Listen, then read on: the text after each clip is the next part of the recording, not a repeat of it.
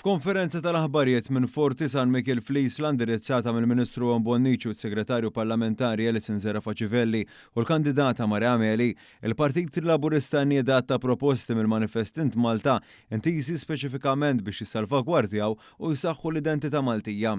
It-tlet kelliema spjegaw dak li beħsibu jwettaq f'dan ir-rigward Gvern ġdid Laburista jekk jingħata l-fiduċja tal-elettorat, dan waqt li l-proposti ikomplu jibnu fuq dak li diġà sar fl-aħħar snin f'dan il-qasam.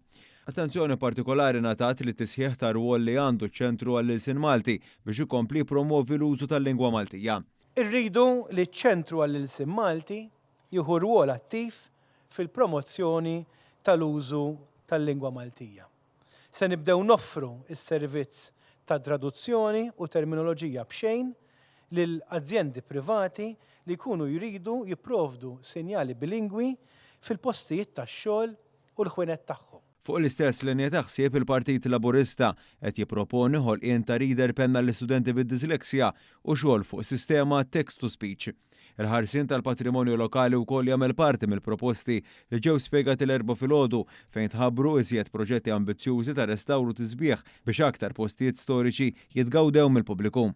Hawn issemma r-restawr ta' Villa Frer f'Tal-Pjetà, dak tal-Armerija l-Antika tal-Birgu, it-tlessija tar-restawr tal-parti ta' ġewwa tal-Main Guard fil-Belt Valletta u tlessija tar-restawr tal-Victoria Lines fin-naħa tal-Mosta, mistenni wkoll aktar xogħol fuq il-Cottonera Lines.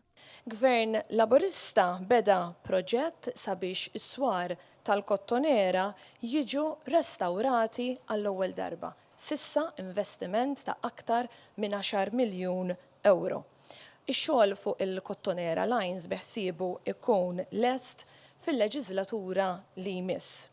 Wara se jibda ix-xogħol sabiex jinħoloq walkaway sikura. Dan biex il-pubbliku ikollu aċċess aħjar għal dawn is-siti. Minn barra hekk, semmiet it-komplija tar-restawr ta' Forti Delli Mara u Forti Benajsa li wkoll se jingħataw lura lin-nies biex jitgawdew waqt li Forti Binġemma qed jiġi trasformat fl-ewwel Space Park Nazzjonali. Dan kollu jingħaqad ma' proġetti li diġà semmew primarjament dawk ta' Forti San Salvatur, Forti Tinja u Fort Manuel f'Manuel Island.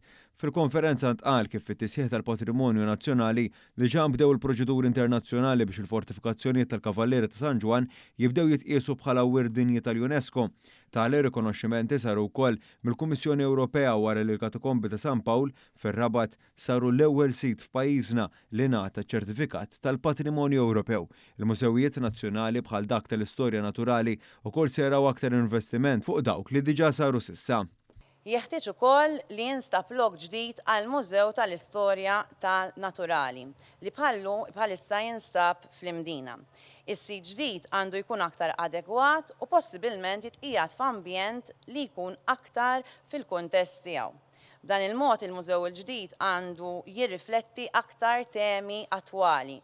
Fl-ħarnet ġie notat kif dan kollu qed isir fl-ispirtu tal-importanza li l-identità Maltija tingħata mill-Partit Laburista fid-dawl li din l-istorja, il-kultura u r-ruħ tal-poplu tagħna.